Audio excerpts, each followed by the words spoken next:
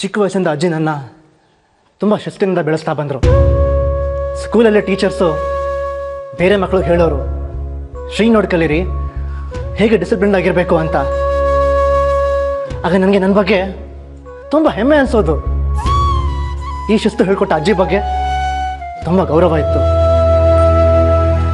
ಆದರೆ ಬರ್ತಾ ಬರ್ತಾ ಈ ಅತಿಯಾದ ಶಿಸ್ತು ಎಂಥ ಸಂದರ್ಭ ಬಂದರೂ ಸತ್ಯ ಹೇಳಲೇಬೇಕು ಅನ್ನೋದು ಒಂದು ರೂಲ್ ಅಂತ ಅನ್ಸೋದಕ್ಕೆ ಶುರು ಆಯಿತು. ಉಸಿರು ಕಟ್ಟೋದಕ್ಕೆ ಶುರು ಆಯಿತು. ನಾನು ಕೊಟ್ಟ ಒಳ್ಳೆ ಸಂಸ್ಕಾರ ನಿನಗೆ ಉಸಿರು ಕಟ್ಟಿಸ್ತಾ ಇದೆಯಾ?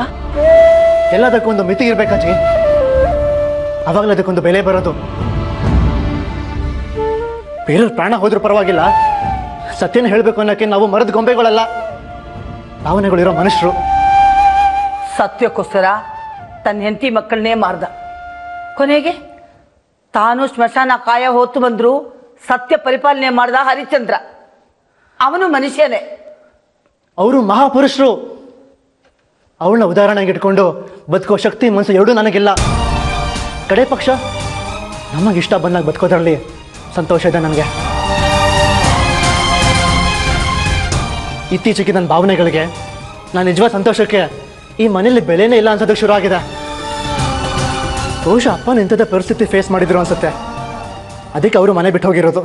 ಹದ್ದು ಮೀರಿ ಮಾತಾಡ್ತಾ ಇದೀಯಾ?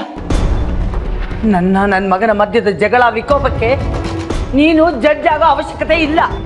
ಸಾರಿ, ಮನುಷ್ಯರಿಗೋಸ್ಕರ ರೂಲ್ಸ್ ಮಾಡಬೇಕು.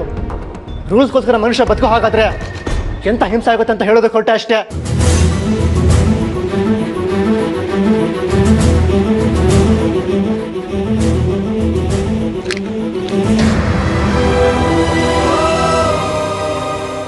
ಇವತ್ತಿನಿಂದ ಇದು ನಿನಗೆ ಸೇರಬೇಕಾಗಿರೋದು.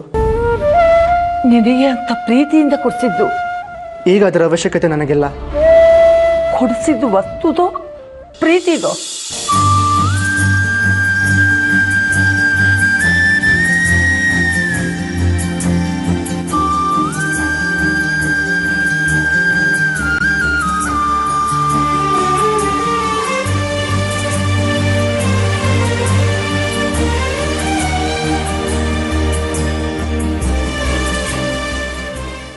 ಬರ್ತೀನಿ. ಇದೇ ನಿನ್ ಕಡೆ ನಿರ್ಧಾರನ? ಇದು ನಿಮ್ಮ ತೀರ್ಮಾನ, ನಾನು ಪಾಲಿಸೋದಕ್ಕೆ ಹೊರಟಿದ್ದೀನಿ ಅಷ್ಟೇ.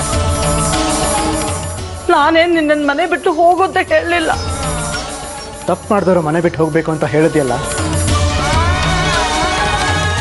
ನನ್ನ ಹತ್ರನೇ ಹಠ ಸಾಧಿಸ್ತಾ ಇದೀಯಾ? ನೋಡು, ಒಂದ್ಸಾರಿ ಮನೆ ಬಿಟ್ಟು ಹೊರಗೆ ಹೋದ್ರೆ ಮತ್ತೆ ನಿನ್ನ ಬಾತ ಕರೆಯೋಲ್ಲ. ಇನ್ನೂ ಕಾಲ ಮಿಂಚಿಲ್ಲ. ಯೋಚನೆ ಮಾಡು. ಸುಳ್ಳು ಹೇಳಿದ ತಪ್ಪು ಮತ್ತೆ ಆ ಥರ ಆಗಲ್ಲ ಅಂತ ಹೇಳಿ ಕ್ಷಮೆ ಕೇಳು. ಎಲ್ಲ ಮುಗಿಸ್ಬಿಡೋಣ. ಬೇಕಾದ್ರೆ ಸುಳ್ಳು ಹೇಳಿದ್ದು ತಪ್ಪು ಅಂತ ಒಪ್ಕೋತೇನೆ, ಆದರೆ ಮತ್ತೆ ಈ ಥರ ಯಾವತ್ತೂ ಆಗಲ್ಲ ಅಂತ ಹೇಳೋಕ್ಕಾಗಲ್ಲ. ಅಜ್ಜಿ, ನೀನು ಬೇಕಾದ್ರೆ ಸುಳ್ಳು ಹೇಳದೇ ಇರ್ಬೋದು, ಆದರೆ ನನ್ನ ಕೈಲಿ ಸಾಧ್ಯ ಇಲ್ಲ. ಶ್ರೀ, ಮುಂದಿಂದ ಆಮೇಲೆ ನೋಡ್ಕೊಳ್ಳೋಣ ಕಣೋ. ಹೀಗಾಯ್ತು ಅಂತ ಒಪ್ಕೊಳ್ಳೋ ಪ್ಲೀಸ್. ಮತ್ತೆ ಯಾವತ್ತೂ ಸುಳ್ಳು ಹೇಳಲ್ಲ ಅಂತ ಸುಳ್ಳು ಹೇಳೋಕ್ಕಾಗಲ್ಲ ಮಾಮ್. ಸಂಬಂಧಗಳನ್ನ ಉಳಿಸ್ಕೊಳ್ಳೋಕ್ಕೆ ಸುಳ್ಳು ಹೇಳಬೇಕಾಗುತ್ತೆ. ಒಬ್ಬರ ಮನಸ್ಸಿಗೆ ನೋವಾಗಬಾರ್ದು ಅಂತ ಸುಳ್ಳು ಹೇಳಬೇಕಾಗುತ್ತೆ. ಒಬ್ಬರ ಸಂತೋಷಕ್ಕೋಸ್ಕರ ಆಗೋ ತಪ್ಪನ್ನ ತಪ್ಪಿಸೋದಕ್ಕೋಸ್ಕರ ಸುಳ್ಳು ಹೇಳಬೇಕಾಗುತ್ತೆ. ನನ್ನ ಪ್ರಕಾರ ಇದು ಯಾವ ಸುಳ್ಳು ತಪ್ಪಲ್ಲ. ನಿನ್ನ ದೃಷ್ಟಿಲಿ ಇದು ತಪ್ಪು ಅನ್ನೋದಾದರೆ ನನ್ನಿಂದ ಇಂಥ ತಪ್ಪುಗಳು ಮುಂದೆನೂ ಆಗ್ತಾನೆ ಇರ್ತವೆ. ಸಹಿಸ್ಕೋತೀಯಾ? ಇಲ್ಲ ಅಲ್ವಾ? ನಾನು ಇರಲ್ಲ.